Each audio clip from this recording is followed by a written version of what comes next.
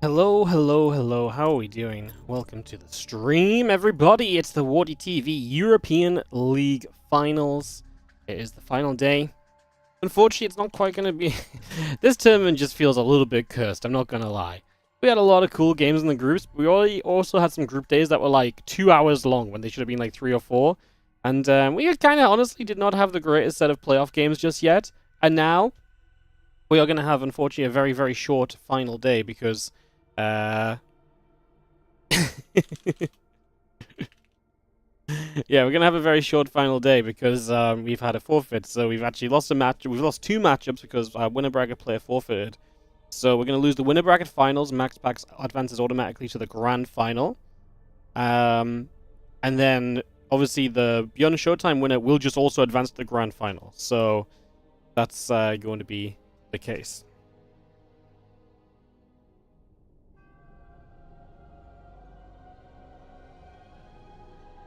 Cool. So yes, that's just going to be the case. So what we've done is we have got the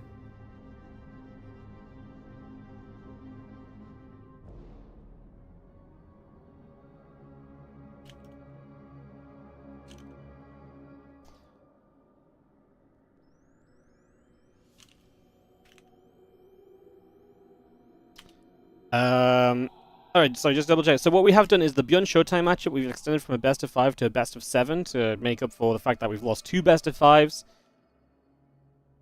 So we're extending this series to a best of 7 instead of a best of 5. So something just a little bit similar.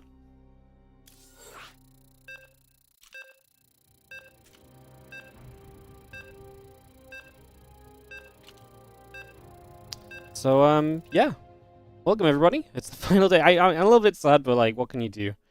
These things happen. Clearly, this tournament was just not quite really meant to be. Hopefully, our Summer Championship has a little bit of better luck, is all I will say. Let's enjoy what we've got, though, as we do have a ByuN SHOWTIME Best of 7 coming up right now. And we get ready to go. What's up, Yawn in the YouTube chat? Hello, love the content. Yo, what's up? Thank you so much for the kind words to start the day. Hope you enjoy the games today. I do think this one should be a banger. Of course, this is a European server, so there is an advantage inherently built into the player in the top right-hand corner. In the blue, our Protoss is going to be SHOWTIME, and he takes on the player from Korea, playing on the European server, ByuN. This is the European League. The tournament rules are European server, but anyone can participate, so ByuN can play, but he's obviously had to play here on the European server, so that's his disadvantage, and yet here he is, all the way in the top 4 of the tournament. Obviously, it's kind of weird. This is top 4. The winner automatically wins the lower bracket final, so you get an instant kind of move into the grand final, so into the top 2. So, yeah, we'll compensate the players accordingly, obviously, and stuff like that. And, yeah, you like the structure of the tournament? Yeah, I've really enjoyed the structure. The only thing I would change is I think we need to find a way to make the group stage days a little longer. Like, 6 best of 3s just isn't it in this day and age of StarCraft 2. Like, obviously, sometimes 6 best of 3s can be absolutely banging.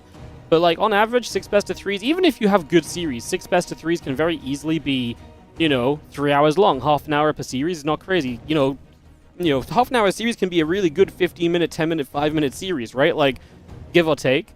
So, I think it's pretty fair to just sort of look at it and say, you know what? Like, the only thing I would kind of change is trying to make the group stage days that little longer. Like, try and find a way to do 8 best of 3s a day.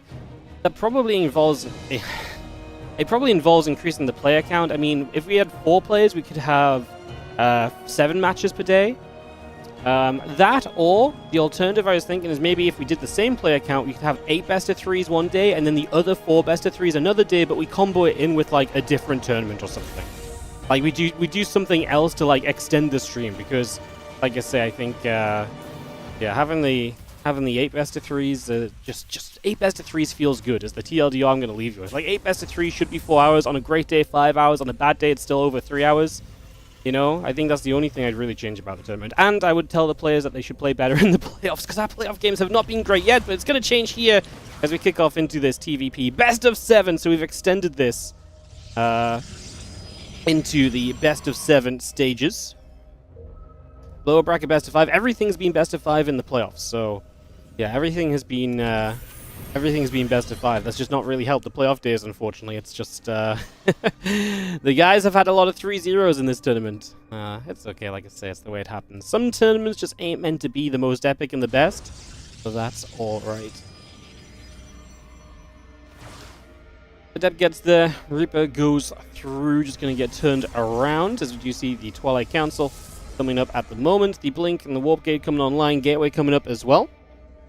Can someone explain why Heromarine forfeited? Yeah, so Heromarine reached out last night, he said, unfortunately, well, fortunately but unfortunately, so he's obviously part of MouseSports and has been for a very long time.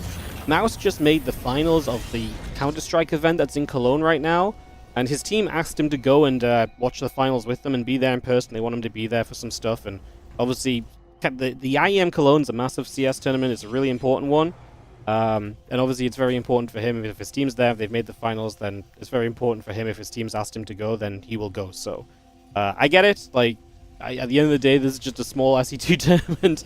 This is nothing crazy. It's unlucky that it's our final day. But it's not like he was just like, nah, I'm going to go watch the CS. Like, his team made it to the finals. His team asked him to then be there. So, yeah, no harm done. Minus, you know, maybe a couple hours shorter of a final day for us. But, yeah, just the way it's gone, like I say. At the end of the day, European League is not the biggest tournament out there. It's not like he's forfeiting some crazy sick ESL game or something like that. This is just a little WardiTV Cup at the end of the day for these guys. So, no harm done. Like I say, just a little bit of a shorter day for us. And I think the worst thing you can do about it is to get hung up on it. Because in the past, I would have been tilted out of the face of the earth, and I would have been bitching and complaining. I would have been very sour, passively aggressive, like... but the reality is that sometimes these things just happen, and all you can do is get on with it. And he did say, obviously, he also said, like, if we wanted to replace him with someone, he's absolutely fine with them taking the prize money. In the terms of, like, if we replace him by someone already knocked out. The only problem is it's kind of awkward because he knocked Skillus to the lower bracket, but then Skillus lost yesterday already, right? So he got eliminated from the lower bracket too. Replacing Heromarine would have re-put Skillus like a round further on and then 2 rounds further into the lower bracket than when he lost. It doesn't really make sense. As I figured the best thing to do is just to extend this series to a best of 7 and then to play, obviously, best of 7 finals and just hope we have a couple of banger best of 7s as the TLDR. So, yeah, I think the best thing we can do is that, and then just stay positive, enjoy the games, and get through it and on to the next event. Summer Championship qualifiers starting up this Tuesday. I'm actually super excited about this. I actually think it's going to be a whole ton of fun, so really looking forward to that. Should be awesome. As our Barracks going to switch on over to the Tech Lab. Factory going to drop down onto the reactor as we get set up a little bit right now. Charge on the way through. Gates, Forge, Probes, a bit of everything. Continuing to build. As we just have the Stalkers setting out the front in the middle of the map to see what their next plan of action may very well be. So some Stalkers out over there just chilling. Against Impact Combat Shield, the +1, a bit of everything coming up on the side of ByuN as he preps himself here in this game 1 into the mid-game.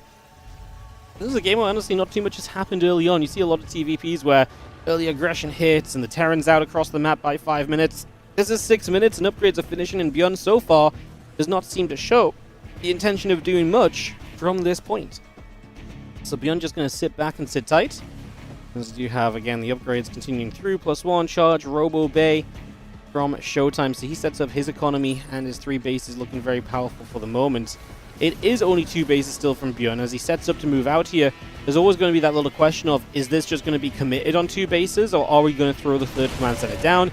As you can see, the 3rd command center just started building in the natural as these units move out, so he's not going to try and be cheeky and build it on location either. He's going to be pretty laid back about building that 3rd. I don't mind it. It's not like SHOWTIME's being overly aggressive himself or overly... Like, it feels like SHOWTIME's taking this game without cutting corners, you know?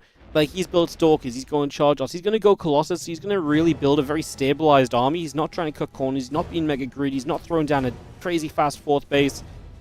And when that's the case, I do not mind at all that ByuN just takes his 3rd on, you know, the natural. Tries to drop into the main base here, doesn't get anything of it. We'll just unload instead. 1 medevac going to half HP, so good defense from SHOWTIME. Not letting ByuN get out and onto the map and start causing chaos. Because you know fine well, the moment that ByuN is going to start getting those drops off, you're going to start scrambling, and then ByuN's going to be somewhere else. ByuN's just going to take advantage after advantage after advantage in those situations. SHOWTIME actually does get a jump in ByuN's army in the center here, and we are going to pull the SCVs, never mind the 3rd base. It's a faker. Man, he's building a 3rd CC and 2 more barracks, but the SCVs are coming. I don't like this at all for ByuN. To me, he does not have the army supply to make this happen. I wonder what the trigger moment was for him to decide, you know what, I'm going to pull the boys. Like I said, I don't like this at all. There's only 1 sentry, but a couple of force fields alone could do a lot. I wonder if he force fields or guardian shields. I would force field these SCVs up a little bit. Maybe you don't even need it, actually. Right now, those zealots are doing work. There you go. Some force fields in the back. ByuN losing a lot of SCVs as he tries to attack on into this. It's not really going his way just yet. The rest of this army continues to press down the ramp. The Prism on the other side doesn't even really need to do anything right now. SHOWTIME just needs to defend. I don't think you need to put extra pressure on the Terran player who's already kind of pulled back in this position. A couple of Widowmine shots going off. Fire units will go after the Zealots. Stalkers, Colossus, and Sentries continue to fly through. Widowmine still going down. Siege Tank gets grabbed as well. Still got a bit of Marine Marauder dropping. ByuN just doesn't have enough yet. And really wonder what the idea was behind deciding to SCV pull. Because like I say, that clearly was not the initial intention. But that was his plan in the end. So,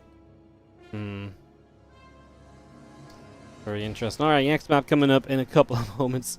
Odd Hearthstone's been the best series so far. Yeah, Odd Hearthstone really was the banger series of these playoffs up until now. There's no denying that. But hey, at least we had a banger series, you know? At least we had a banger series somewhere along the way. Because, man, that day 1 was looking pretty grim for us. 4-3-0s. Art was up 2-0. That one was definitely starting to get away from us. But hey, Hearthstone gave us a series in the end, huh? Good guy, Hearthstone. Alright, we are hosting into game number 2 here, guys. The games will resume. Hard to call that a plan. Seems like an epic moment. Yeah, I kind of think so too. I just wonder what made him say, "Screw it, I'm gonna go." You know, like I wonder what the moment was where he's like, "Yeah, you know what? I'm sending it." Interesting choice, right? I just got here. Why did he remain forfeit? I'll just make a chat command. Let me do that. Add command.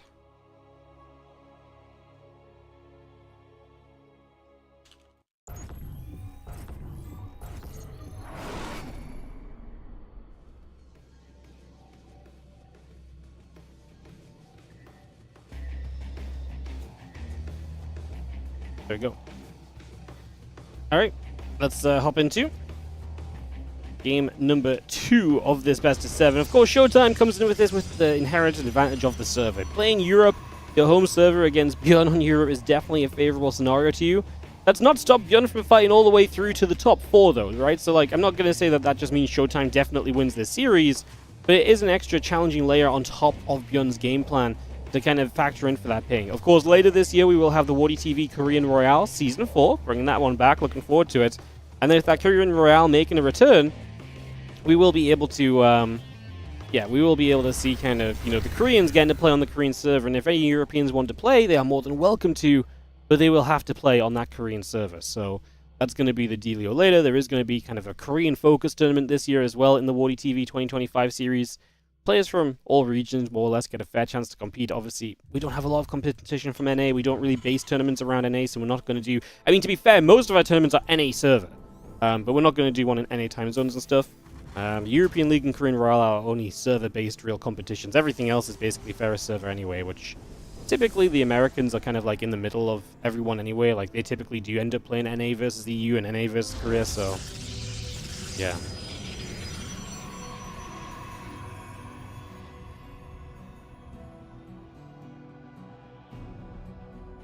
CV is coming home from ByuN as he sent that across early for the engineering bay block. SHOWTIME just throws the Nexus down on the 3rd location instead, so he wastes no real time in terms of just getting that up and rolling and figured out in those early stages. Hi Wardy, hello, how you doing? If you're watching on the YouTube, if you're already over there, it takes 2 seconds to scroll down and hit the like button on the stream. It really doesn't take long, helps us out a major amount, so please do consider liking up the stream on the YouTube. We really appreciate it if you do. Thank you so much in advance for your support, guys. We, as always, do appreciate it.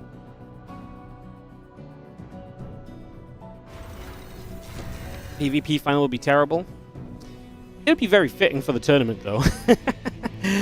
Yeah, I mean, no one wants to see a mirror matchup final, but honestly, SHOWTIME MaxPax do make for good games. I know not everyone's going to want to watch a PvP, but... I mean, to be honest, when I looked at this coming in, I kind of felt like SHOWTIME and MaxPax were the strongest players that entered. I thought Hero Marine was obviously up there. The Hearing looked pretty good at, EWC as well, so you could argue as well, maybe put Hearing just up there with MaxPax and SHOWTIME. I just haven't seen as much from him, so yeah, I mean, honestly, SHOWTIME MaxPax would be a very fitting final. I feel like they've played a European League final before. I'm gonna have to check that out a little bit. So yeah, what's up, Scrap SC, 10-month resub on the Prime. Thank you so much for supporting the channel here on Twitch. We appreciate it. Thank you so much.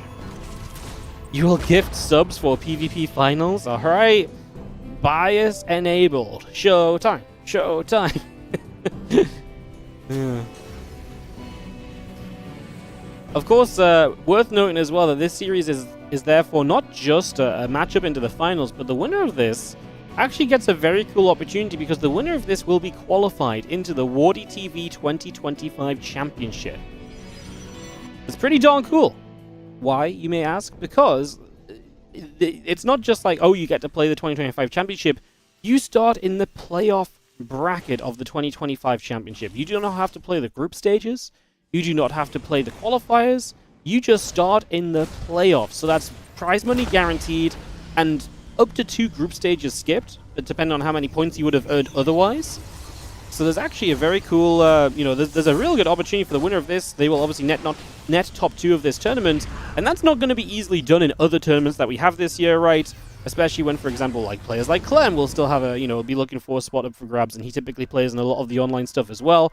Obviously, the Korean Royale is going to have a lot of the top Koreans really vying for those spots as well, so you got to imagine that this is a fantastic opportunity for either of these guys to lock in their playoff position for the WardiTV 2025 Championship and have a go at that title this year. As ByuN and SHOWTIME, I don't think players who have really ever made a super deep run in the WardiTV end-of-year finals. The last one we had was 2023. We didn't run one in 2024. SHOWTIME wasn't... Oh, no. SHOWTIME dropped out in the first round of the playoffs. Well, it was kind of weird. He dropped out in the second round of the playoffs, but then went into the lower bracket round 1 the way it worked. So he lost to Wayne 3-2. Then he lost to Cure. It's a tale as old as time. ByuN actually had a bit of a run. He lost to Clem, and then he ended up losing to Hero Marine in the same round. So last time we had a championship, both of these guys were in that playoff bracket, but getting denied access. Let's just have a few stalkers going to gather about for a few moments here, getting settled for a couple of moments. It might be that I haven't figured out the exact kind of format, but we might also do seeding matches, so it's very possible that like the players that qualify into the playoff bracket play seeding matches, and the top 4 out of the 8 will then start 1 round further ahead as well. That's something we did last time around as well, to kind of still get some action from the top guys playing against each other, like an extra round, an extra day from the top of the top. Because obviously, we're missing out on them in the group stages, so that's something we could maybe do again. Some things for us to think on at the very least, so yeah. Very fun though. I'm excited for it. Obviously, from here on out for the rest of the year, well, I've got a wedding to focus on for the next month, but beyond that, we do have obviously just full focus on the 2025 WardiTV Championship stuff, so that should be a lot of fun. Building towards that, telling some storylines, getting some tournaments on the way there. Should be awesome as the auto turret grabs a couple of probies already, so a couple of probes going down. Bio will chase out, Stalker's taking damage. 1 Stalker going down. Just going to be seeing the +1 and the charge coming up as well. Add a Robo Bay in alongside the rest of that as well. And we just see, honestly, ByuN having done a fair amount here early with those probes going down. These Stalkers getting blasted back. I like what ByuN has done. 3rd base coming up and online. Let's see how well he can fare going into some of the deeper stages of this game then over the next little bit.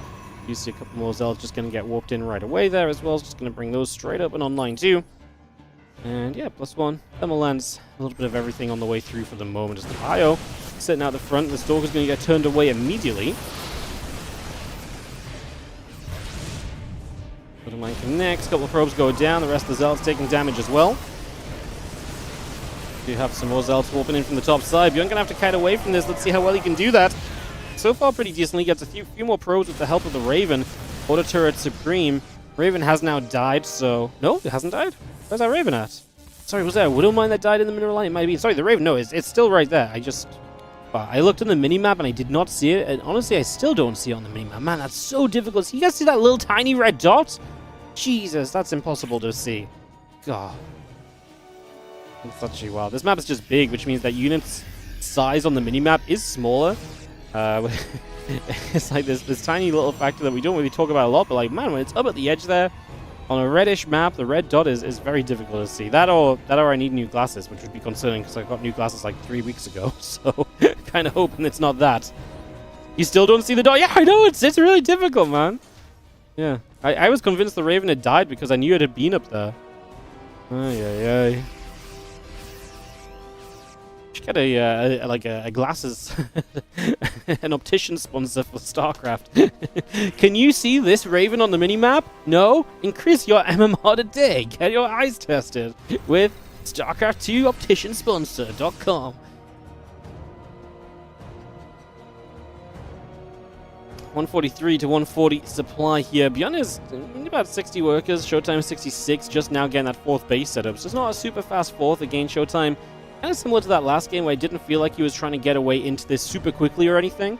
And I feel like that is still very much so the case right now. Like, this is not a super quick advance. This is not a super quick setup in, by any stretch of the imagination really right now. So you're going to see the Stalkers playing clean up on a Widow Mine right there. So just going to get rid of that.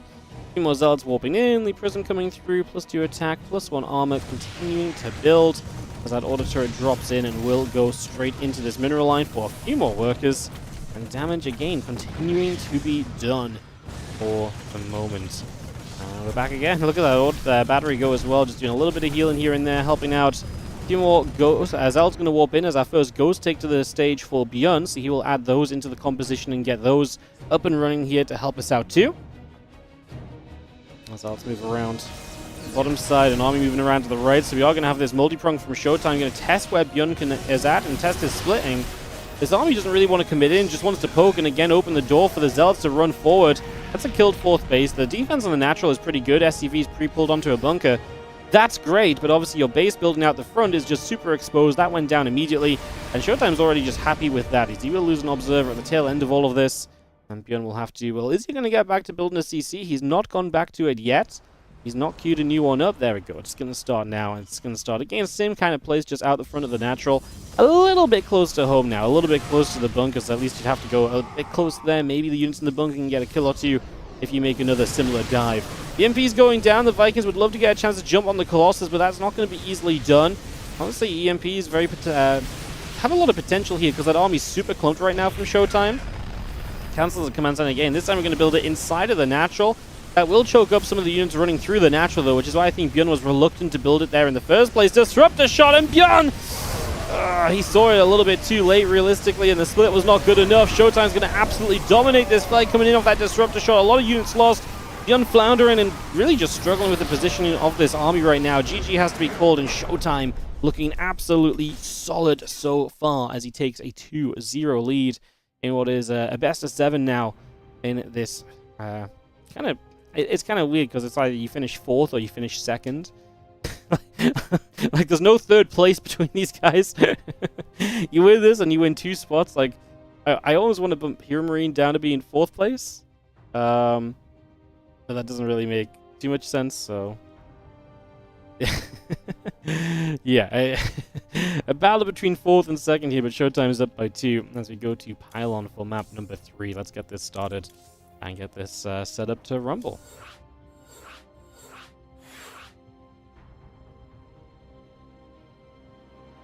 Alright, lobby link is down, so we should just be a moment or two. Get the players involved, and yeah, we'll be able to pretty much just kick this off. SHOWTIME up 2-0 in this best of 7 lower bracket semi-final, kind of lower bracket final thing we've got going on. Ay, ay, ay. Ready, says ByuN and SHOWTIME. We're going to get ready to kick this off. I think we're good, honestly. Yeah, let's do it. Let's go into Pylon here for map 3 of our series.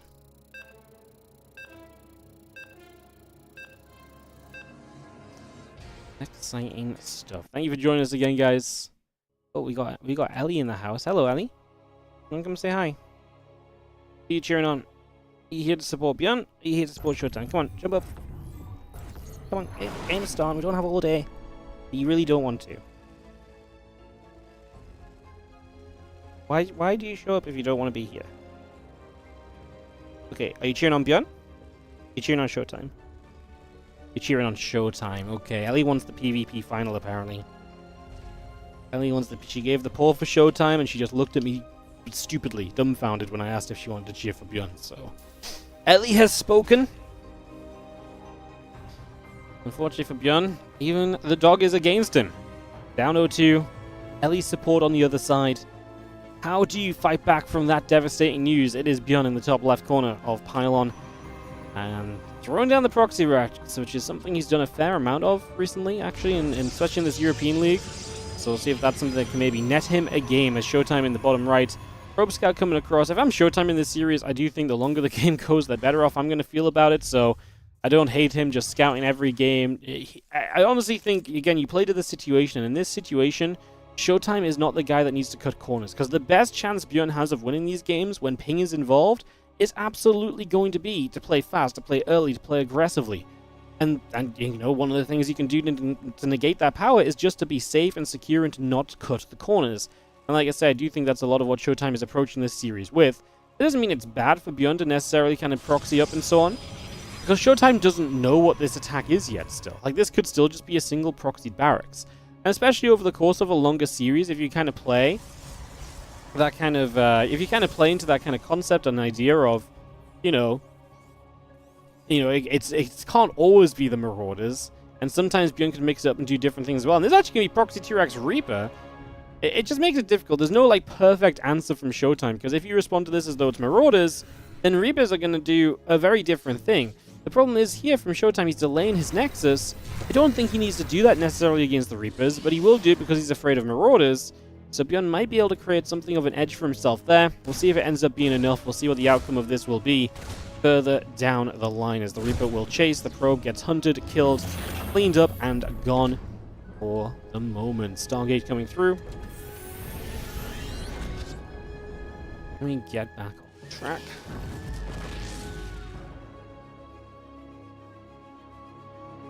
A couple of Reapers going to come around, just going to make their way over for a couple of seconds. The Adept continues to shade out as well. Stargate, Adept, Nexus, all continue to build here for the moment.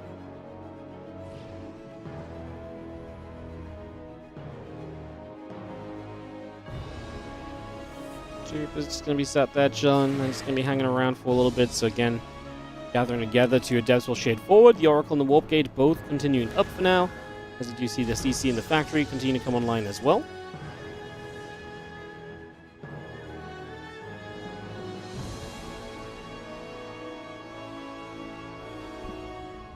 We'll see ByuN's Command Center is going to finish sooner than SHOWTIME's Nexus. So in the end, this proxy, like, it is a commitment of the barracks, but we built two Reapers. We get an expansion up sooner than the Protoss. SHOWTIME went Stargate as well, which overall I don't love as much in this current meta. Stargate would be great defensively if this was Marauders or so, but because it's not, I kind of look at this and think that actually, you know what, I do not hate the chance of ByuN being in a good spot here. Cyclone's going to be about halfway done. Defending this first Oracle is a problem. Right now, the anti-air count is at 0. So, at the moment, the SCVs just have to run away. We lose 1. Cyclone is very close to being done. How much do we get done as SHOWTIME? 2 Marines are going to work their way over. And SHOWTIME gets a third SCV, going to make it 4 SCVs. A couple Marines will continue to get some shots off. There's the Cyclone popping through as well, coming across the other side.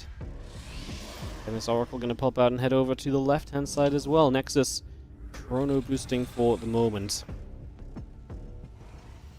Okay, we're coming up. Phoenix on the way.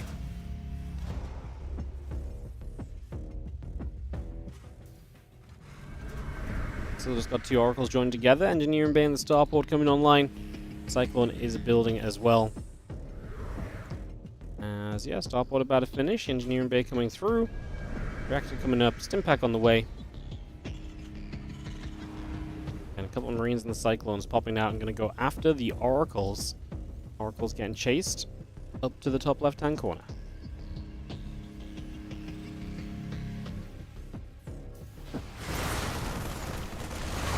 And depth shade in. Marines go down. Cyclone actually going to get dove on. 2 Oracles will clean out the Cyclone, and the Cyclone on the low ground still busy dealing with the depths. Showtime going to make this chaotic then. Damage can be done here as the SCVs will be succumbing to the fire of the Oracles. The other Cyclone's too low. He's in trouble. He's GG'd already. And Showtime's at 3-0 in this best of 7. I think there was always going to become a time when ByuN kind of hits what I would call like the brick wall in this event, which is just like you're playing Europe against someone like Showtime. And there's been times where the Koreans have been good enough to take, you know, the Europeans on in Europe, but this is quite clearly one of those times where I don't think it's all about the ping as well, to be fair, but it's got to be on your mind as well, where it's like, it's freaking Showtime, you're playing Europe. Like, Showtime's very, very good right now. And I think the problem for ByuN as well is that he doesn't necessarily trust his game in TVP going into the later stages. And then you kind of add a disadvantage on top of that as well. Like, the whole scenario just becomes that much messier, right? Down 0-3. ByuN maybe just locked into a top 4 finish right now as we settle into this next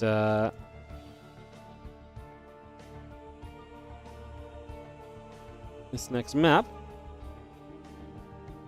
Ready. Let's see if he can pull himself out. But from an 0-3 deficit, it is not looking good for ByuN. It's not looking pretty. Showtime is storming forward as we will head into game number 4. 3-0 lead for Showtime. One map more will do it and send him not just to the finals, but also guaranteed playoff start for the 2025 WardiTV Championship. A huge deal there.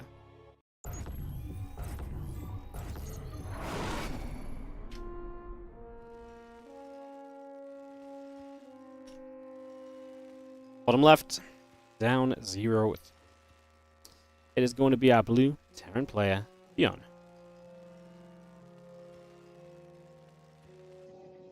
Up against the red Protoss player in the top left-hand side, we've got Showtime.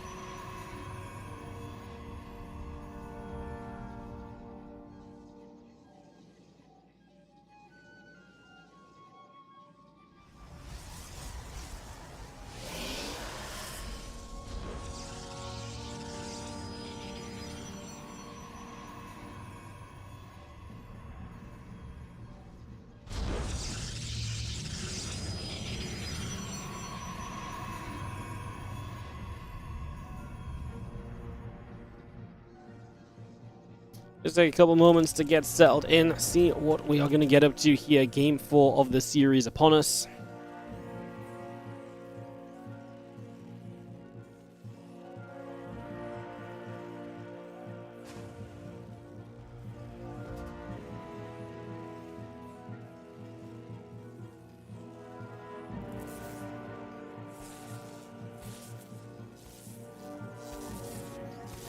He's just going to pull in, nibble at the probe.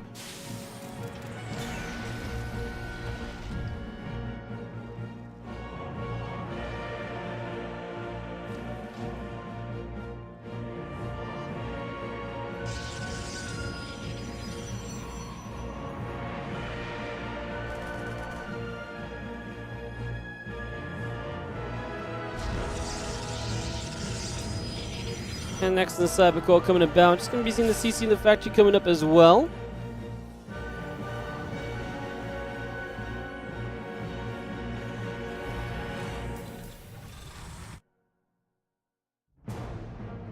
And the factory coming online, reactor coming through, refinery building.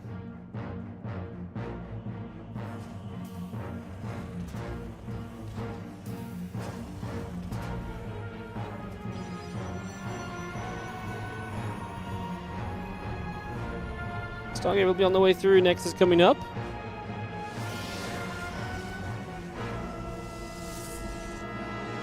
We see our starport dropping down. We will see a Alien coming about. Starport on the way. Barracks building a couple Marines. We'll see ByuN very safe with the CC in base for the moment, so has to figure that out as well. See the warp gate, the adept. Continue to build on through for the moment. Trying to shade up and into that base right there. Not quite going to find the opportunity just yet, though.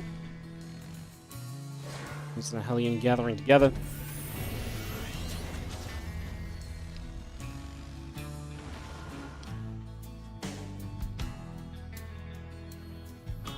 Still got that Oracle. Warp Gate, Adept, bit of everything on the way through.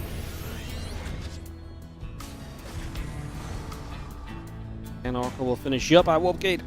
Over halfway completed. Phoenix going to be on the way next. It's kind of fascinating. Showtime going to play the Stargates here. Second game in a row. I wonder what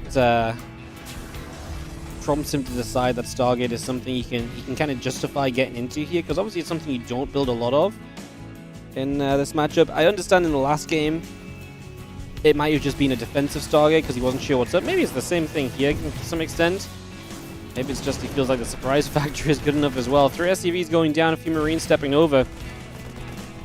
And so you have our Oracle chased away. Phoenix going to be in position, and that medevac already in a little bit of trouble as the Hellions go diving toward this mineral line. We lift up one of those Hellions, a couple of probes pulling in toward the Hellions at the moment. The Adepts are going to shade on after, try to see what they can do. Phoenix going to be right there, Oracle activating, and we are just going to see this being a pretty solid cleanup. The Phoenix chasing the medevac away as well. Should just be a closeout here as everything gets cleaned out. Honestly, Phoenix, or Stargate in general, very good defensively in these scenarios and does a great job of playing cleanup very quickly and effectively. So that gets cleaned up. Now what is kind of the next question on board.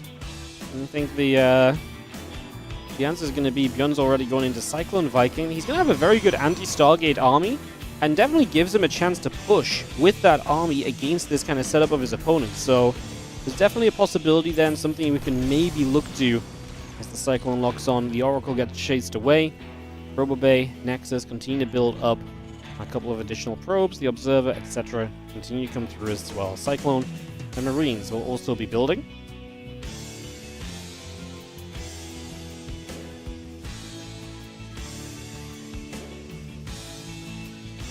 Alex drops down. Nexus on the third base. We get that into position. All the Phoenix gathering together. The Oracle will fly by.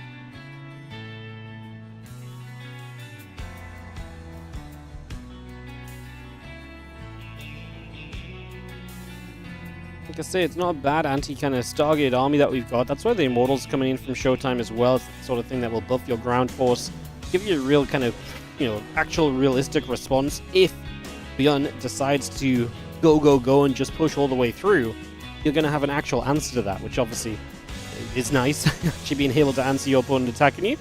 Like I say, I think there's genuinely a world where you don't necessarily have that straight away otherwise, so makes a little bit of sense. The Marines, the Cyclone get there. They pick off that Observer without any issue at all as well. Another nice pick off just for now. Tank pulls over to the side. Depots will get into place also.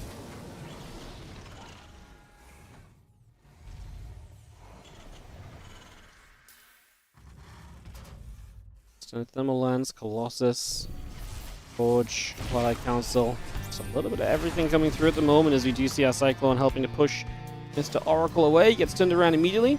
Still seeing the Sentry coming through, the 1-1 upgrades. Again, Stimming Combat Shield, everything being added on for the moment. Colossus will continue to come up as well.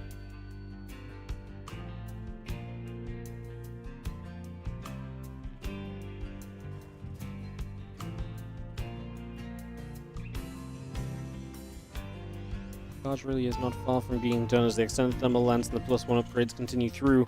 And the Colossus coming online, the Gateway's coming up. As the Cyclone continue to gather together. And yeah, a couple of medevacs coming by. Showtime just looking solid already. I love what his army is at. Just these couple of Colossus. Everything in general here looking very powerful combined for now.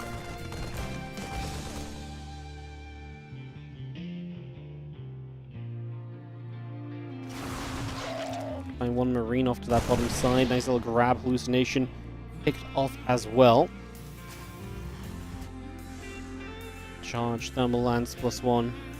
Again, just some little things coming through. Upgrades all coming across also to continue to get established.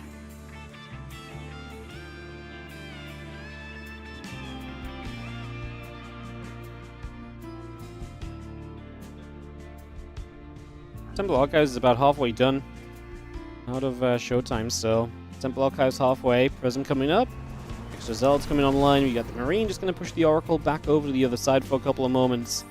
Now we're going to see the couple of refineries building as well. So, well, that's a dead Oracle, so we get something here as ByuN. what worries for me for ByuN is just how passive this game has been for now, and I don't know if there's really going to be like an active like, okay, let's get going as ByuN and go and get aggressive. It feels like Showtime's about to be the one setting up to be aggressive and taking map control. It's always concerning for the Terran when the Protoss feels comfortable to just step on the map, because then they're going to keep you pinned back while they have the freedom to expand and take advantages with the map, right?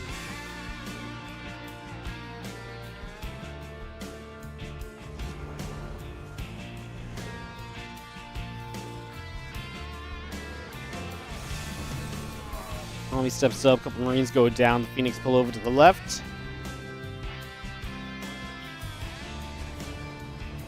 I'm sitting behind the depots at the moment, ready to try and play defense here. Missile turret in some trouble, a few Zealots around the right-hand side. Archon going to set up, looking to try and push on forward. There's a couple of units going down. The Colossus will get shaved off a little as well. The Phoenix going to try and come through. Viking will get jumped on.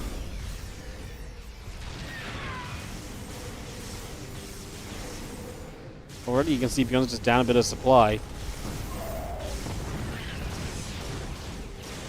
It's going to lose a fresh Viking as well to the Phoenix, which just get that grab as the Viking was rallied less than ideally, to say the least. The Phoenix can camp the main base a little bit as well until you push them away.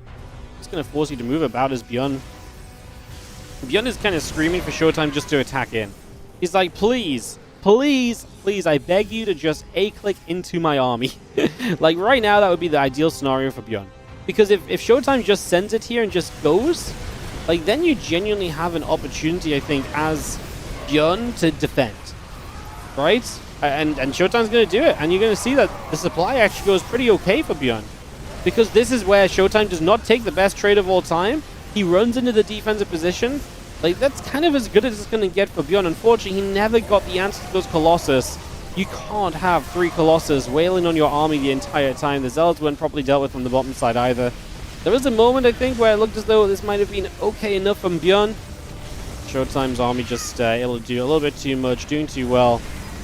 And with more Zealots warping in, ByuN will not have an answer. That is a 4-0 for Showtime, who advances to the finals of the WardiTV European League 2025 to take on MaxPax. MaxPax second place last time around to Clem in the European League. Last time we had a European League in 2023.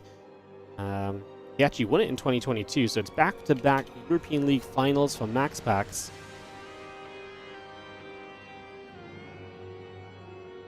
In fact, back-to-back-to-back. Oh my god, I didn't even realize, but MaxPax has been in the finals of every European League final since 2021. Showtime got top 3 in 2021 as well. 2020 European League, was that wasn't the first. Our first was in 2019. Let's see what the 2020 bracket was like. Oh, Showtime was in the finals in 2020. He lost to Clem, 3-4. And then the original WardiTV European League in 2019 is the one that Mana won. Showtime was not part of that at all. Crazy. Alright, guys. Well, European League opportunities await us here, as MaxPax looks to become a European League champion, as does Showtime. We'll get this on the way. And get ready to rumble. Run some ads and get our PvP background final ready to go. As a caster, when it's 3-0 and looks like it's about to be 4-0, you hoping it'll just end, or rather it be 4-1. I think in this scenario, I want it to be a 4-1. The more maps, the better, right? Like, at the end of the day, for me, I'm trying to get longer streams. If we have a longer stream, we actually have a chance to hit peak viewership and so on. Like, a 4-0 is never fun for people to watch. So even if the other guy gets a game with, like, a cheese or something fun, like, it adds some excitement to the series, right? So, yeah.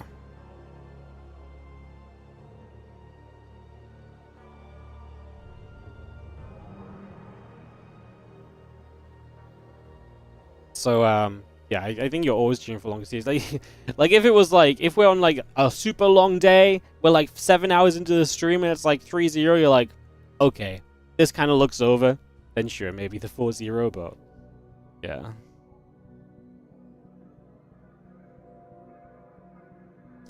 Maps are being picked. Ultra Love is the opening map, followed by Pylon, Leylines, Tokamak, Persephone.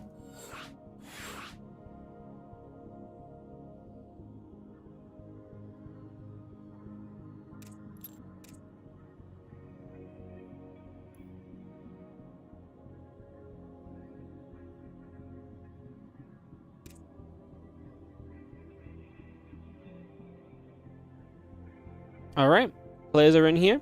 Showtime, well, MaxPax is ready, GLHF. Showtime, probably just gonna ready in GLHF. Thanks for the perspective, no worries. No, I mean, like, at the end of the day, like, some days when days are super long, sometimes you're like, man, I wish this was just a quick series. I think more often than not, the only thing I do cheer for sometimes is, like, sometimes when I see a game is gonna go super freaking long, and I'm just like, I feel like where I know what the result of this is gonna be, but we're gonna get stuck in a 25-minute game to get to that result. That is the most frustrating thing as a caster, because don't get me wrong, the longer games do build viewership, but for me it's very hard to be excited for a game that's dragging out, where I kind of see where it's gonna go. And you know what I mean? Like to me, especially if the day's been long. Like, again, on a reasonable length day, that's whatever. But if you're kind of tired, a bit cranky, like, those are the games I think that I really like. Yeah, you know? I don't think that's super crazy, though. At the end of the day, we love StarCraft, but at the end of the day, this is also work for me. And some days my head hurts. Some days I've been here for too long. Some days I had a bad sleep, you know? I love StarCraft, but some series just don't do it for you, right? So, yeah. In this case, I mean, it's the last day of our tournament. You know, I love my tournaments more than anything as well. So I always want my tournaments to have especially a great finale. You know, a great ending. So in this scenario, we're always cheering for, like, as much StarCraft 2 as possible. Even if this is a Phoenix versus Phoenix into, you know, carriers and a 25-minute PvP, we're not sad about that, right? Because it's the finals of the WardiTV European League. And we have in the top right-hand side the blue Protoss player. This is MaxPax. Taking on the bottom left, red Protoss in the grand finals as well. It is Showtime, who will be our European League 2025 champion again. Showtime and MaxPax will be the first two players to claim their places in the WardiTV 2025 championship. They will be guaranteed playoff starting positions. Congrats to them for making top 2 of this event. And let's see who will get themselves the grand prize. Obviously, there's a $300, I believe, difference between first and second place here today. So $300 on the line for this best of 7. No rest for Showtime. He doesn't need it, man. The players are very entitled. If they want a break, if they want 5-10 minutes, they're very entitled to ask for it. But in these events and these tournaments, honestly, they just want to go. Sometimes players are like, hey, I need a couple minutes, or can I get 5 minutes to grab a drink and a snack? But a lot of the time, the players, you know, they're used to sitting there and playing a bunch of games back to back. Like, they're warmed up, they're ready to go. There's not, like, you don't need to kind of reset your mindset or anything. Like, at the end of the day, this is just an online tournament. You're not, like, resetting your mindset and really thinking through, right, this is a huge EWC best of 5 or something. I need a few minutes to double check what I'm going to do and think about the maps a little harder. You know, for these guys, this is... I don't mean to talk down my own tournament, but for these guys, this is kind of glorified practice, right? You get to practice some great PvP in this tournament setting with extra money on the line, yes, but this is not like break or make of your career, you know? So for these guys, it's kind of it's a well-paid practice.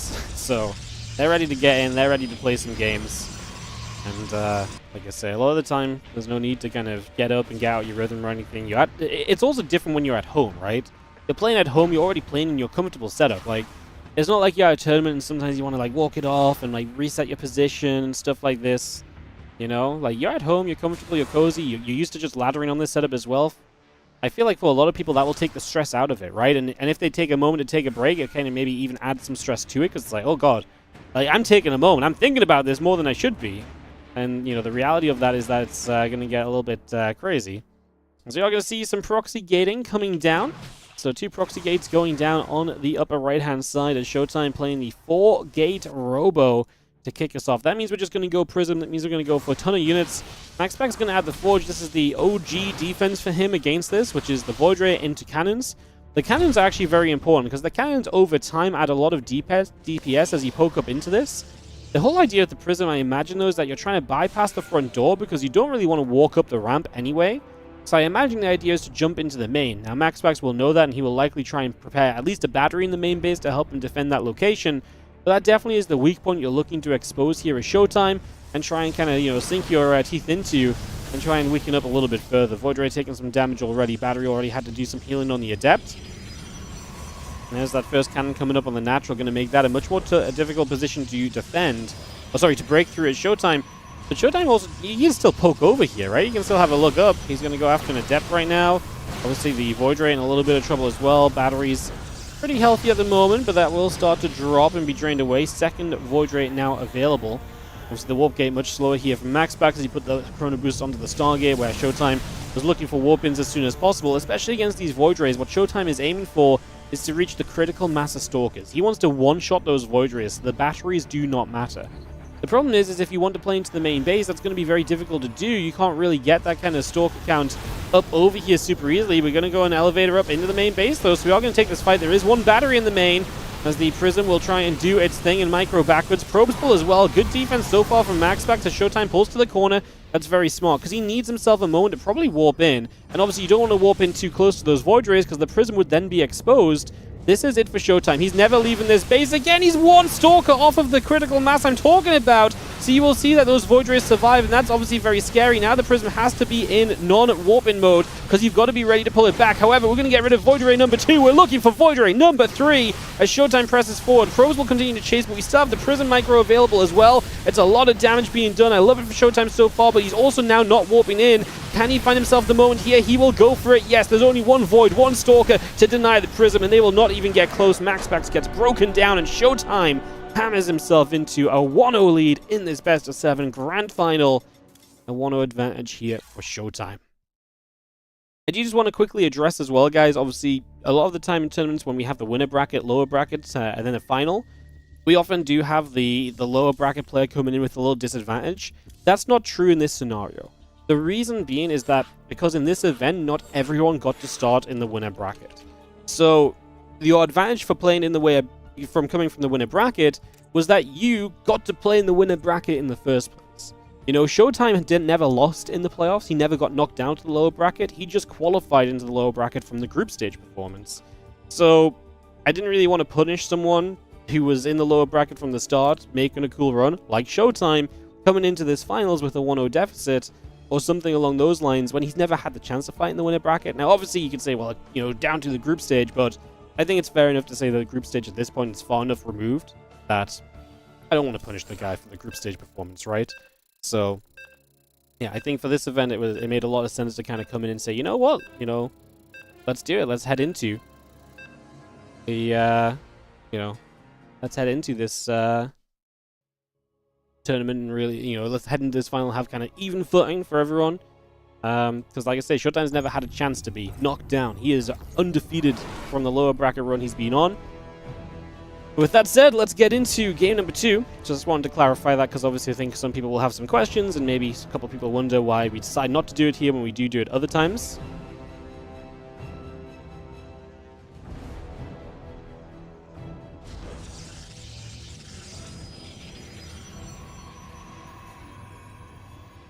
In the top left, SHOWTIME is up 1 in this grand final best of 7.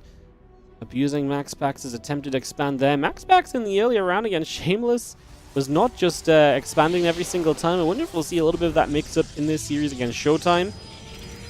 The scary thing for MaxPax playing against SHOWTIME is that SHOWTIME is absolutely capable of playing the expand versus expand, Stargate versus Stargate, Phoenix versus Phoenix. He's also very capable of doing the punishing kind of moves that we just saw as well. So you don't quite know what you're going to get every game as MaxPax. SHOWTIME really does have that breadth of, you know, strategy in this matchup, and I think that's a really cool advantage for SHOWTIME, actually, especially in a best of 7. Because I imagine there's going to be a bunch of games here where MaxPax is going to have to respond to SHOWTIME doing something a little different here, a little different there. And that's why I'm super curious, in a best of 7, is MaxPax going to bring out some of the stuff he showed against Shameless? Is he comfortable doing that to a level where he can compete against SHOWTIME? Because he's not done those kind of strategies in a very long time. It's been ages since we've seen MaxPax divert away from just trying to fast expand in this matchup. I do think we might see a lot of 2-gate Stargate expands from MaxPax. Very safe ways to expand, just not taking the Nexus too soon. But we did see him even proxy Robo against Shameless as well. So, like I said, I really do feel like MaxPax has that opportunity to mix it up more so than we've ever really seen before from him in a PvP. Cybercore is building on both sides of the map.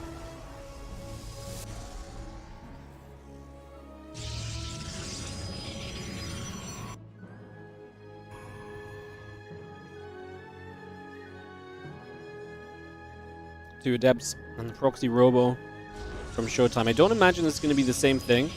I don't think this is going to be the 4 gates. I think this is going to be kind of Robo 3 gate more likely. Potentially get like an Immortal out or so. However, as the Stargate comes down from MaxPax, the Immortal is going to be less powerful here, and what's going to be more powerful is again the Stalker count. So maybe this does just turn into Prism 3 gate pressure. Let's see what we do as you have a couple of Adepts wandering down. Again, 2 gates currently available from Showtime.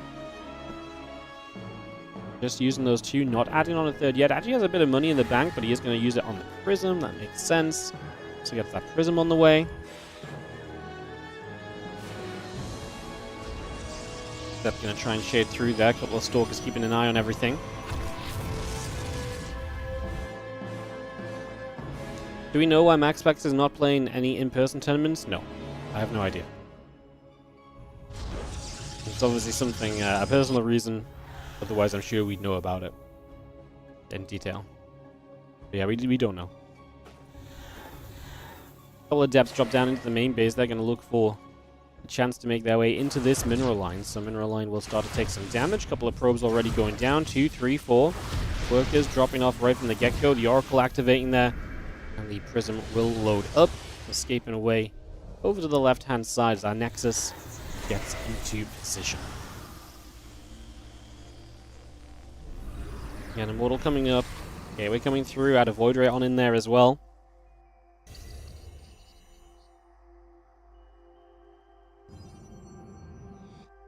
Two more Stalkers, that Immortal coming online. We finally have that extra gateway. It's a much slower going attack from Showtime. It's definitely not like, hey, I'm going to be right as up in your face as I was last game. I'm not warping in units as heavily as quickly. Obviously still committed on the 1 base. Battery is here. Oracle will activate. Well, just, I mean, battery will get drained of energy, and as MaxPax, what you're aiming for in this is you're essentially saying, I want that battery. I want him to warp in Stalkers at home. Because eventually, the battery's going to run out of energy right now, and the Oracle actually turned around to fight the Stalker. There's only a single Stalker warped in. It's enough for now energy overcharge onto the battery. That does take up some of the Nexus energy, though, so it means that it's a Chrono Boost missed out on, a recall not available. Showtime has a lot at the front, but Specs has a Void Ray. Yeah, there's the Stalkers against the Void, but there's a second full energy battery already. Good Adept Shade to block the Adept Shades. Adept Shades cannot move through other Adept Shades, so that's the defense made there by MaxPax without having to warp anything in. Like, without having to build a pylon or anything, like, or a battery that you typically see atop that ramp, saves himself some resources. Nicely handled for the moment. Another couple of Adepts attempting to shade through. A couple of Stalkers will warp in once more. Battery coming online. Pylon coming up. The Nexus will continue to take damage.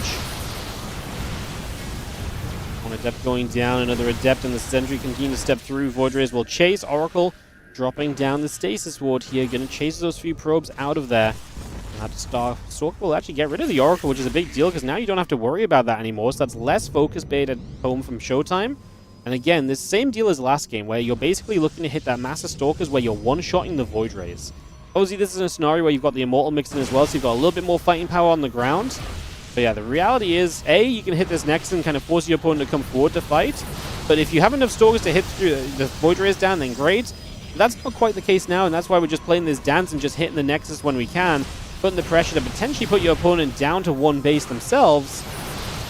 Showtime actually going to step forward here. Batteries are running out of energy. There's the prismatic alignment on the Voids, though, and that's why Showtime has to kind of go running. A little bit too much damage output onto the Stalkers when those Voids have that prismatic alignment enabled. So we do respect it. We do step away just for now. Stepping up again, though. We do have the Prism Micro. Like I say, Showtime is basically going for the bust through in the form of like, hey, I'm just going to drain your batteries down. If I get rid of all of your battery energy, surely there's no way you can keep on fighting me. And again, the Micro's been okay from Showtime, but he's down 8 workers. He needs to do work. If he kills this Nexus, he removes a bunch of worker mining because those workers now have to then go into the main base and be oversaturated. And I can only imagine this is kind of part of the idea. Tries to dive for that Void Ray. It takes 2 volleys to get it low. Doesn't get it. I feel like this is almost done for Showtime. His opportunities are waning, and like I say, at the very least he needs to get rid of this Nexus, but his army is not enough against this force. 2 more Stalkers warp in. I'm surprised. I mean, don't get me wrong, I know the battery energy is important, but I almost feel like 1 battery to just heal the Nexus may not be a bad thing either. Just try and protect it here. 1 Void Ray finally goes down, but surely that's just way too late. Too much damage being taken. Probes are pulled in, taking a lot of the target fire or the auto fire of the Stalkers and the Immortal. And SHOWTIME gets outnumbered here on his second attempt to bust through MaxPax. GG. And that is going to be MaxPax tying us up 1-1 in this grand final best of 7. Hey, maybe, you know what, the entire playoffs being very one-sided just means we're going to get an epic 7-game finals, guys. Maybe that is what this European League is building up to. Maybe that's what it's all been about. Because, hey, 1-1. We haven't had that a lot in the playoffs. Have we ever been 1-1 in the playoffs, actually? I actually don't even know, which is kind of a crazy statement. But SHOWTIME Hearthstone was 1-1. We've only had a single time in this entire playoff bracket where it's been 1-1. This is the second time now. That's actually kind of crazy. All right, we're going to be heading into game number 3 here in a second. MaxPax hosted up for us, so it helps us to speed it along. Something less for me to click on as MaxPax drags SHOWTIME up to the player slot and we get ready to rumble.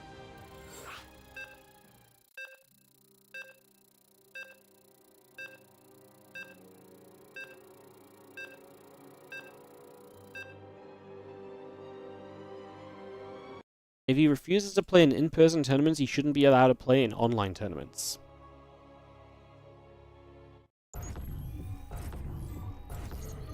Needs to be a level of integrity. He could have a different handle, be playing in the same tournament under 2 different names. If he was doing that, we would have found out about it because it's actually very easy to identify players who are playing under different names because people's hotkey setup, and not just hotkey setup, but the way that they press buttons is very easily identifiable in StarCraft 2. It's how we found out about a lot of account sharers in the past. If there was anybody else that was playing like Protoss, like the thing is, like, A, no one's as good as MaxPax, so you'd already have another Protoss you compare him to, but like, you know, at the end of the day, like, it would just be identifiable. Like, we have the tools, like replay analysis can tell you exactly what keys are pressed, and the hotkey spam and so on is just very recognizable between players, so.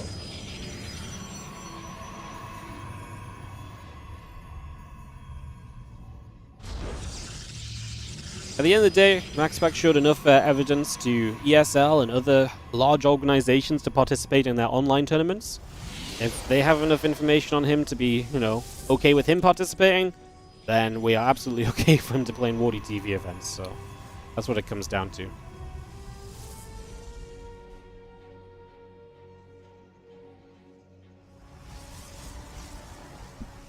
Maybe he's ambidextrous playing under 2 accounts with different hands? That'd be wild.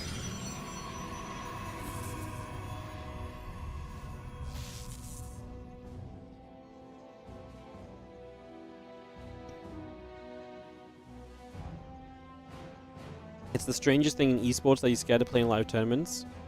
Is it okay? Would it really be that strange? I'm not saying that this is the case, but would it really be that strange that a nerdy, introverted guy is terrified of traveling to a different country and playing in front of hundreds of people in comparison to sitting in his house and playing?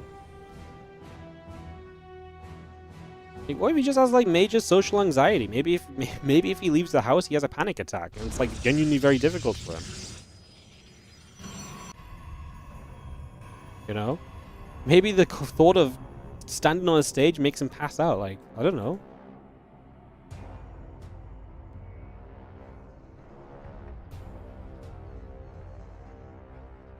At the end of the day, like, I don't think that's the craziest thing, that there is a world where he just doesn't want to do that, where, like, that's just scary, you know? So, at the end of the day, he provided reasoning to ESL as to why he couldn't use webcam and stuff in their tournaments and so on. They accepted it, so I feel like we should just put our hands up and let it be as well at this point. Like, there's not really anything to do, you know?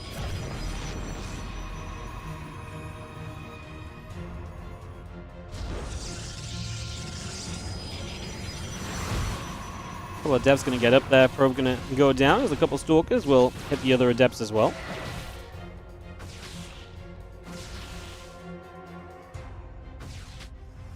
I see a couple Stalkers going to get pushed away.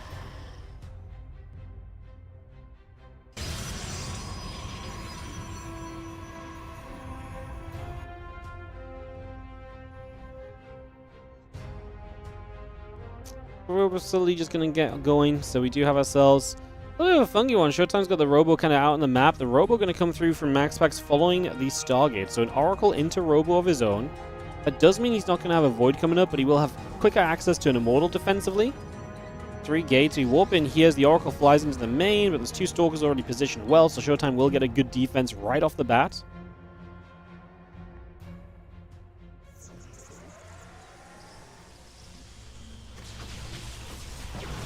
Two Stalkers. Just going to hit that pylon.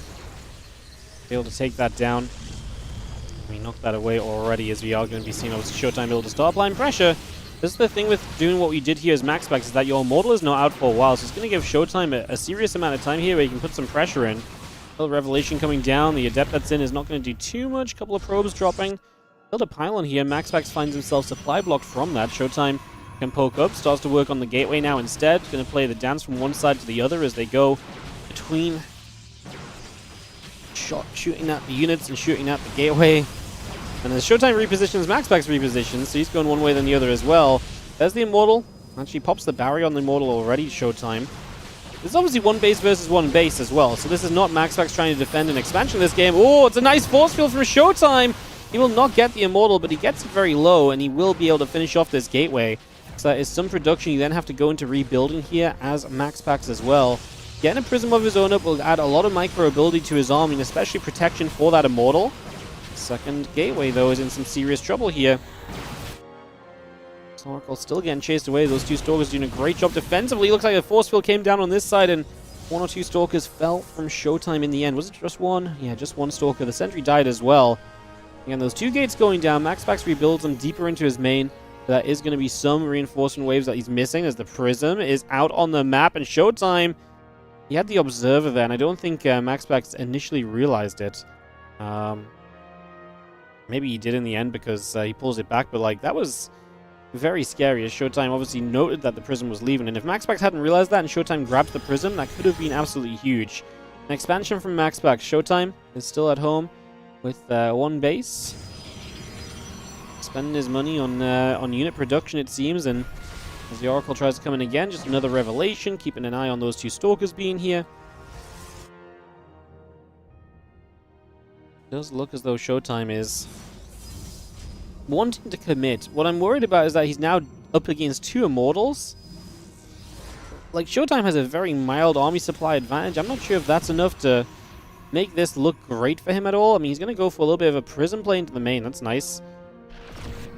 That Robo's only powered by a single pylon, though. Going to go for the battery first, which makes sense. But the rest of the units are now going to come in out the front. This means we're going to be fighting without... Oh, God. Showtime's going to lose the Prism. So you lose reinforcement and micro potential. But he's got a lot of Stalkers, and he can shoot at that Prism potentially. Already one Immortal going down from MaxPax. He's going to try and save what he can. Showtime actually really wins this fight. Wow. That was chaotic. Obviously, MaxPax put a lot of damage on the Prism. He took a lot of damage in return, though. Everything from Showtime was able to shoot during this.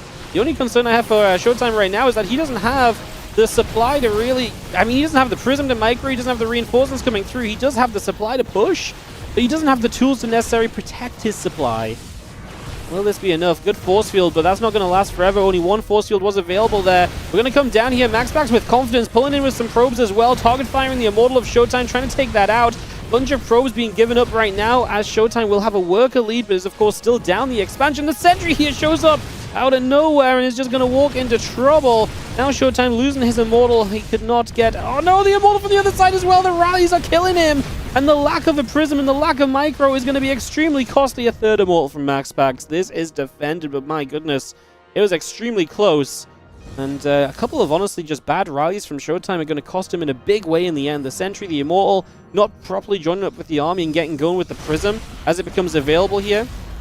Showtime still has good army supply, but the quality of what's in his army is now severely lacking. Being down 2 Immortals is so costly. If he had that other Immortal and had got that with the army and just pulled it back, I actually would have been fine. Down 1 Immortal feels very engageable, feels very fightable. It comes down so much more to micro. Being down 2 Immortals, though, you're just outmuscled in such a huge way. It's a much larger concern, no doubt.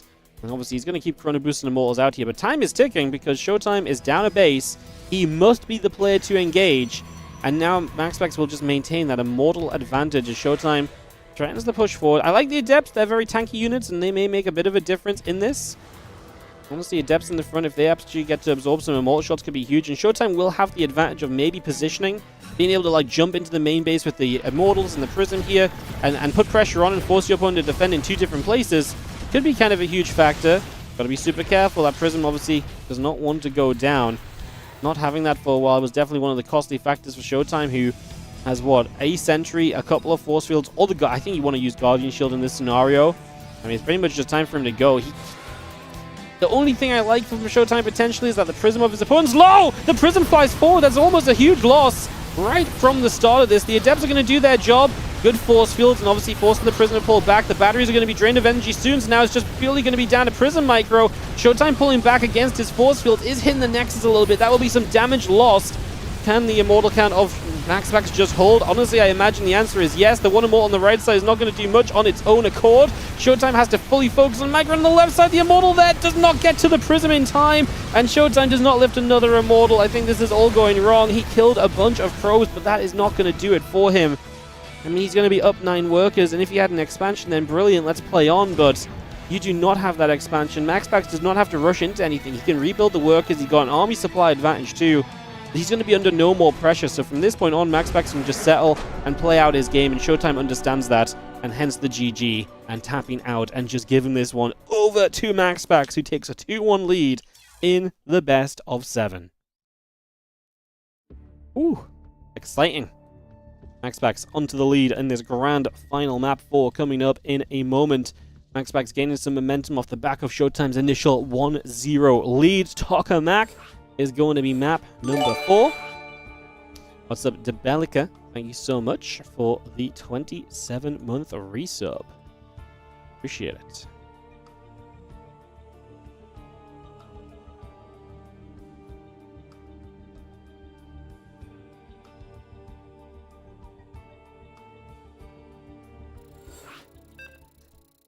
Alright guys, next game coming up. Countdown begins. MaxPax up 2-1. Can SHOWTIME tie us up?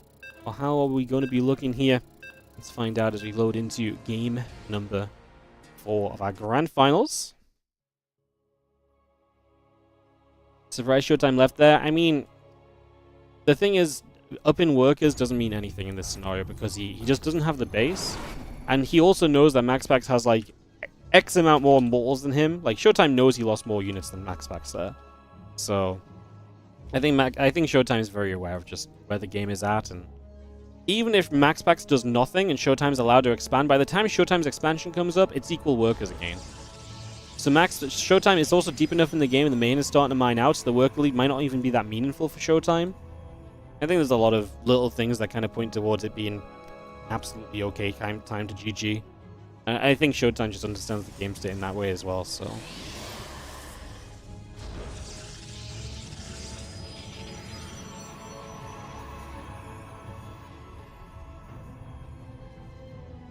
And yeah, and that's it. And I think the best case scenario is if MaxPax does nothing as well, which is not even a guarantee, because MaxPax also knows he killed a bunch of immortals of his opponents, so he knows his army's way better. And at the very least, MaxPax can step across the map just to the proxy robo, take the robo facility out, and that alone is going to net him a continued immortal advantage in the game, right? Because then SHOWTIME has no tech to work from, so...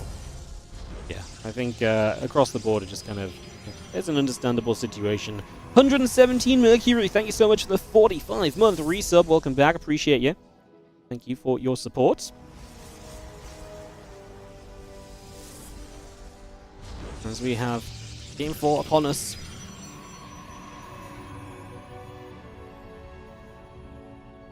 It's been aggressive out of SHOWTIME.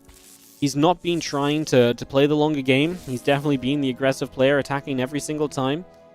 And like I say, to me, that's fun because I do think SHOWTIME has the depth here to be able to play the longer games if he wants to. He can absolutely go expand versus expand, but right now he seems to think that actually being aggressive against MaxPax is the better call. A little while ago I was talking to Hearthstone, and Hearthstone talked about how right now MaxPax is more counterable than ever before, because in the past his build was a catch-all build order. You know, whatever he did was something that could basically deal with any other aggressive build. He would have some slight response differences, right? But the general concept always remained the same. In the current meta, in the current way that builds work with energy recharge rather than shield battery overcharge, the builds don't work the same. So certain ways in which MaxPax opens are much more punishable and much more, you know, you can take advantages against them more easily than we've been able to see before, which means that each game now, MaxPax has to do things a little bit different, and the aggression has more of a chance to hit and work, because it doesn't just come down to MaxPax being able to pull off a defense. It comes down to MaxPax identifying what the attack is, changing his build from there, and even then, he may not be in an ideal scenario to play defense based on the attack that's coming. Now, this is a good scout for him. He sees the extra gateway being proxied, so he has an idea that his opponent is going to be coming toward him. A couple of Stalkers just going to go straight after the Adept for the moment, so that will go down. The Oracle coming up as well. Warp Gate in on the way in.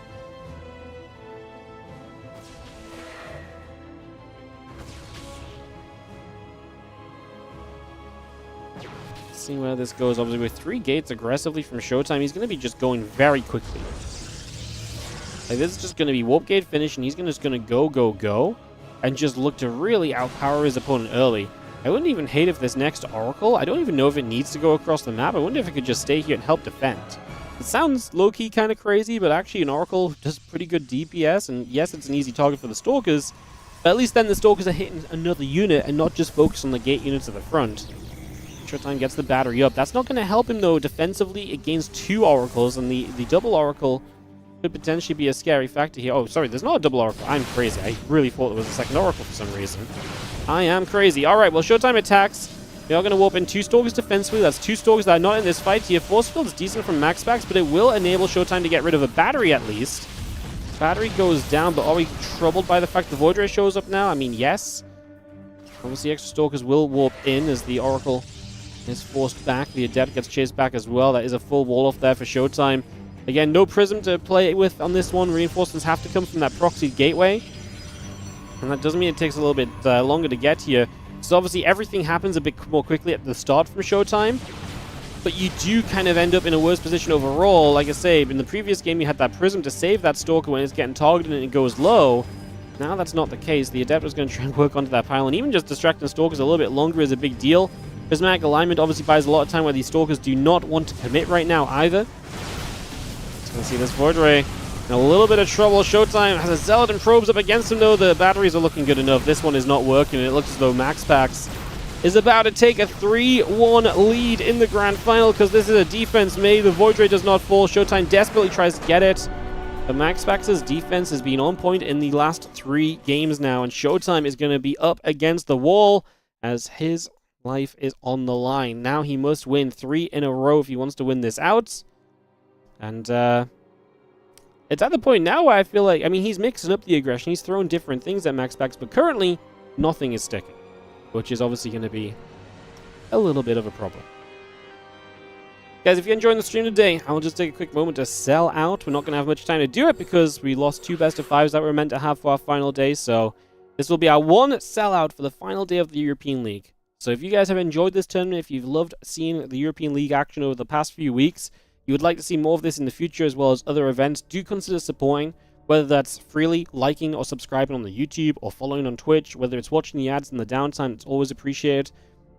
Or, of course, there's a lot of other ways to support, one of the main ways being the Patreon page, patreon.com/WardiTV. 100% of pledges on the Patreon go directly into tournament prize pools.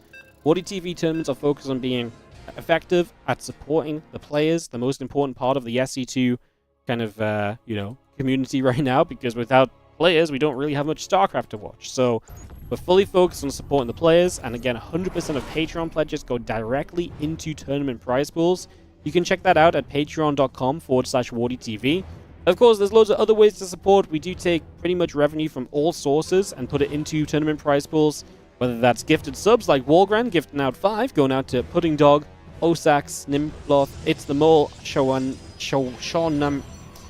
Shawnarama, or Dukin Ho BR. Thank you so much, Walgren, for the 5 gifted subs, or whether it's dropping a Prime on the channel, etc. All of it helps, all of it goes a long way, all of it allows us to keep on running SC2 tournaments and paying out the players here in the world of StarCraft. So if that sounds good to you, if you want to support, do consider it. Like I say, it's massively helping tournaments like this to happen again, and more tournaments to happen in the future as well.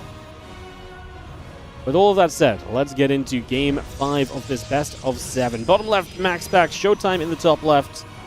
That was our sellout for the day. Final sellout of the European League. Why does no one try a normal game versus MaxPax? Because a normal game versus MaxPax, you either play from behind or you play Stargate versus Stargate, Phoenix versus Phoenix, and he's really freaking good at Phoenix versus Phoenix. The problem is if you try and go expand versus expand and you don't go Stargate, you give him just a natural edge in the game, right? Because he's expanding faster than you typically, the Stargate gives him a lot of map control, and he's just going to have oracles that can deal damage and harass throughout. So typically you play Stargate versus Stargate, that turns into Phoenix versus Phoenix, and MaxPax is extremely good there as well. I actually think Showtime is one of the few players that can consistently contend with MaxPax in Phoenix versus Phoenix. But I think the reason is that people just think the Edge is better to potentially all-in him and to take, go for the aggressive openings. And clearly Showtime still believes that because he's thrown down a proxy Stargate. So it's a different form of aggression, but aggression once more, keeping up that entire game plan no matter what. Azio, thank you so much, Osax Nimloth, for the 5 gifted subs. Going out to DogDoc11, RMI911, Snake1601, Lectipuff, and Newblob. Thank you so much for the generosity of the 5 gifted subs. Super appreciate it. Thank you so much for the generosity, guys. The subs are pouring, and the Stargates are dropping, as we do have a Stargate on the other side of the map here as well. MaxPax's own Stargate coming up and online. Stalker gets rid of the probe already.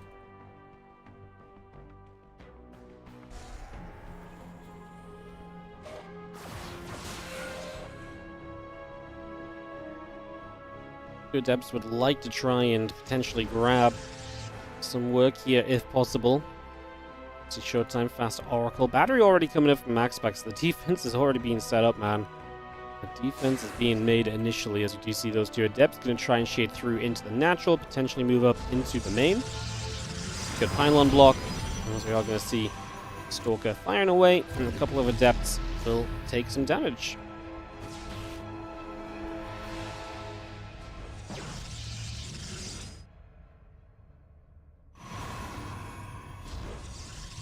Oracle about to finish from MaxPax. That will finish up the Oracle here for Showtime. Going to activate a couple of probes. We'll take some shots. We will see the probe being taken out already, as the Phoenix is going to be popping very shortly as well. Warp Gate still coming up. Nexus is about to finish. We do have our Oracle on both players continuing across the map as the Twilight Council continues to come through.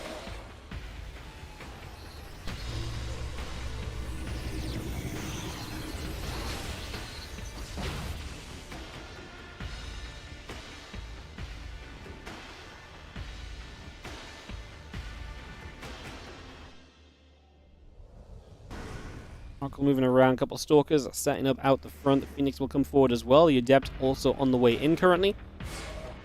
See that one Adept going to go for a little bit of a shade, moving out toward the middle of the map currently. So on it goes. Phoenix overhead.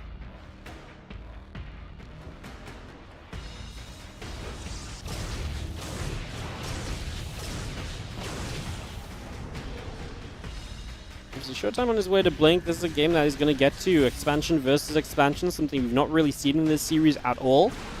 So a very different vibe for this Game 5 than what we have seen up until this point. Stasis goes off, obviously. This is kind of a scary moment. Phoenix have lifting potential. They can take a lot of units just out of a fight straight away. And that's exactly what Showtime's kind of afraid of here. The Phoenix is going to get the lift off. The Oracle's still active. It will come in to add some DPS potentially.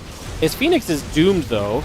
Can he do enough on the ground? I honestly, I mean, he's going to try, but the Oracle gets a bunch of damage done as well, and MaxPax is going to take an absolute edge over this.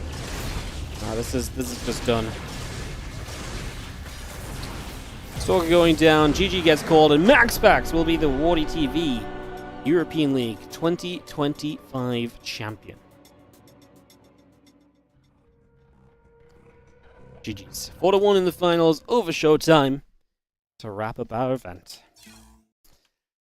Well, guys, I'm not gonna beat around the bush. I'm not gonna lie to you guys. Potentially one of the worst tournaments we've ever had on WardiTV in terms of the matches. it's been a lot of one-sided matches in the playoffs. I think we had like one series that wasn't just honestly completely one-sided, which was Hearthstone Art.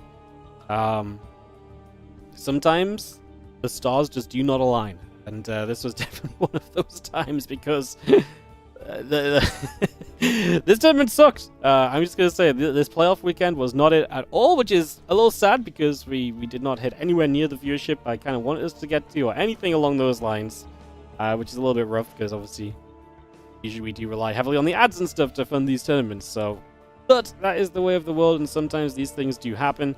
So unfortunately, it was just not meant to be this time around. So a little bit unfortunate.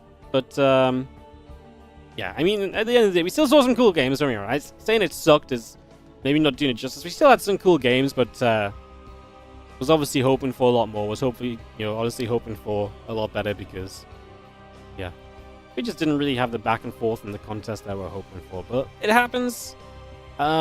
And yeah, obviously, main storyline A, MaxPax wins, but also MaxPax and SHOWTIME both take seeds into the WardiTV 2025 end-of-year event, so that will be something to think on as well. As yeah, I did really like this event in terms of format. Like I say, the only thing I think I would change would probably be figuring out a different way to do the groups, so that we don't have like 6 best-of-3s a day, because 6 best-of-3s just sucks. I hate 6 best-of-3s. Like 6 best-of-3s are so lackluster sometimes, So so yeah, I think that's the only thing I changed. I thought this was actually genuinely a very, very fun tournament format. I liked it. Yo, what's up, Merrick? You are the 600th sub. Hell yeah. Thank you so much for hitting us up as sub 600. We are battling away at that 600 sub count. We've got a fairly busy week of StarCraft coming up, guys. We have got the following coming through. So this week, you can expect to see the following matches. We are going to be seeing tomorrow WardiTV Mondays. We're back once again with our 46th edition of the WardiTV Monday. And then Tuesday, Wednesday, Thursday is going to be a string of WardiTV Summer Championship qualifiers. So you can watch qualifying action, Open Cup, so basically open qualifiers for Tuesday, Wednesday, Thursday. Friday, there's a new Chinese tournament in town. The Leo Lee Cup is going to be coming through with a $400 prize, and there's going to be an end of month final. So Friday, we're probably going to do a double stream, as long as that works on my schedule. I have to double check that, but I think it should be okay. We're going to do Leo Lee Cup, and then Youth Thermal's 2v2 tournament is on the weekend, Friday, Saturday, and Sunday. So we're going to do that in the evenings, Friday, Saturday, and Sunday next weekend. We're going to be covering the group stages. Only the group stages. We're not needed for the playoffs. They already have steadfast casting. So we'll just be here covering the extra matches on the group stages over the weekend. And that is what you guys can enjoy for the next 7 days of StarCraft 2 here on WardiTV. So that's going to be what's coming up. That's going to be what is happening. Hopefully that sounds exciting to you all. Yo, what's up, Scaffold? Thank you so much for the 20 gifted subs. Generosity pouring through the roof.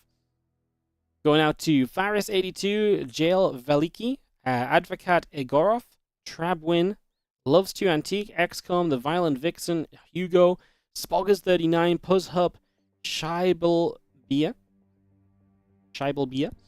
I don't know what Scheibel means, but something with beer. Love it. X-Fluky, Nox Luxy, more Void Rays, Man Bear Shrine 23, Claybones 548, RST Ack, Bromista 1000, Wes Wildo 420, and Juno 93. Thank you so much, Scaffold, for the 20 gifted subs. Thanks for the great content. Thank you so much for supporting it. Super appreciate it. Thank you so much. You've been away from StarCraft for a little bit. Do we have tournaments back or just community run? We literally just had the eSports World Cup, which is basically what all of the big tournaments for this year built into. So we're kind of on community tournament watch for the foreseeable future. Am I covering RSL on Saturday? No. I don't think I've ever covered RSL. Wait, what is RSL even on Saturday? Is it qualifier time or something? Yeah, I have no idea. I don't follow RSL. To be honest. I definitely don't cast RSL, so I imagine that's on the RSL channel, question mark. I guess it's on Tasteless's channel, I would guess. So yeah. Qualify for season 2. Good luck to whoever's playing. Be interesting to see who plays RSL Season 2, because I've heard a few players saying they're not going to play Season 2, so I'm going to be intrigued to see who stands up to their words and who just plays anyway. Behind the scenes drama. Not really drama, just word of what's going on. Alrighty guys, like I say, we're going to be busy for the next week because we're going to have Summer Championship action coming up. So, yeah, Summer Championship, U-Thermal 2v2. It's going to be fun. There's going to be a lot going on, honestly. There's a lot of community stuff happening.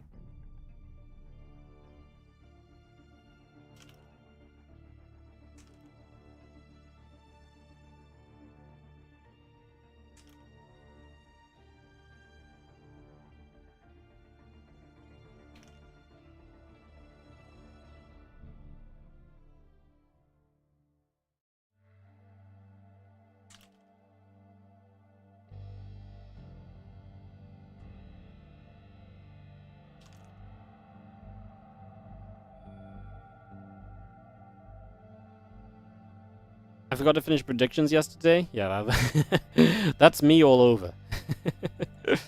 That's me all over. That's why I'm terrible at the predictions. Alright guys, I don't think I've got really anything else to add. There's going to be a YouTube upload because it's basically still our YouTube upload time right now, so I will go and throw you guys on that. Obviously, sorry for the shorter stream. Obviously, player forfeit and taking 2 series away we can't do anything about that. It happens. It's incredibly unlucky, but like I say, we can't really do much about it, so we will just continue on. Anything else to say? I don't think so. I think we are done.